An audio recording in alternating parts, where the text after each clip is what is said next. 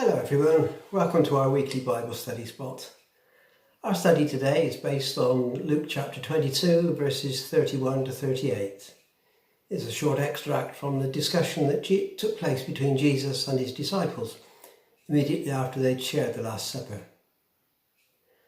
Earlier in the chapter, Luke records how Jesus took the key elements of the Passover feast, the bread and the wine, and instead of relating it to a lamb in Egypt over 2,000 years before, he applied it to himself in those familiar words, "This is my body given for you. Do this in remembrance of me. This cup is the new covenant in my blood, which is poured out for you." Can you imagine the impact on those disciples? This was their familiar Passover feast, which they'd known from childhood. And suddenly Jesus turns it all around and says, "This is all about me." You can almost sense the mood change as you read the chapter. From the celebrating party atmosphere, it suddenly becomes much more serious, particularly when Jesus starts to challenge and to warn them. "In a few hours, one of you will betray me. Tonight, one of you will deny me 3 times. This night, you will all fall away because of me." Can you imagine the impact on those devastating predictions? Reading Luke's account, it's evident that Simon Peter was fairly typically the chief spokesman of the group, as he's the only one mentioned by name. And in verse 31, we find Jesus warning Peter of hard times ahead. Words we might find it difficult to comprehend. As Jesus says, "Simon, Simon, Satan has asked to sift you as wheat." Peter's faith was about to be tested in a way he did not expect. But the words of Jesus suggest there was a purpose in it, that his faith will be strengthened and purified. And then we have those remarkable words of Jesus.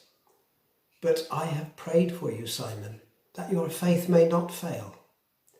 And when you have turned back, strengthen your brothers." Peter was about to go through some hard challenges and choices, but Jesus was praying for him, so that those difficulties would not defeat him, but instead build up and strengthen his faith. We all know what followed. How Peter's faith wavered when he denied Jesus those 3 times. How he went through that dark time of unbelief, confusion and failure, but ultimately came through to become one of the key leaders in the new church at Pentecost, inspiring those around him to become missionaries and church planters. Just before he went to the cross, Jesus spent time praying to his Father, what we call his high priestly prayer, recorded in John chapter 17. And in that prayer we find Jesus praying for his disciples and followers. From verse 11, "Holy Father, protect them by the power of your name, the name you gave me, so that they may be one as we are one. While I was with them, I protected them and kept them safe by that name you gave me."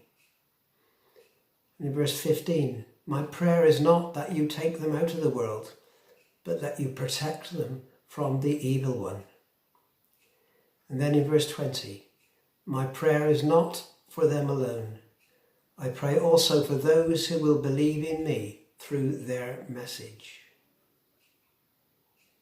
As Jesus knelt there in agony in the Garden of Gethsemane, he was praying for his followers throughout all ages, including us today.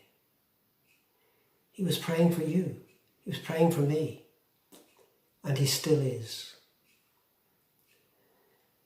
In Hebrews chapter 7 and verse 25, the writer says, speaking of Jesus, "Therefore he is able to save completely all those who come to God through him, because he always lives to intercede for them."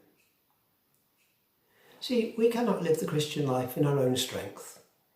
If we try, we will fail, as Peter did. We can only do it in the strength which Jesus gives us. Life has been difficult for many people over the last few months in particular. The future still looks very uncertain. Sometimes I'm sure we feel that our faith is wavering. But hang in there. You're not alone. Peter's faith wavered and almost failed, but Jesus was praying for him. And the Bible tells us that Jesus is praying for all those who have believed in him over the centuries. And that can include us today. That is amazing. A novice climber on a steep mountainside can feel secure because of the rope joining him to his guide up above. He's safe because he knows his guide is holding the other end of the rope. When we trust in Jesus, it's like we are tied to him, and he is in heaven on the other end of the rope of prayer. He's praying for us. He's holding on to us, bearing our names before the Father in heaven. And because of that, we can feel totally secure because we're in his hands and he will never let us go. May we all know the peace and strength of Jesus Christ in our lives in the days ahead. Amen.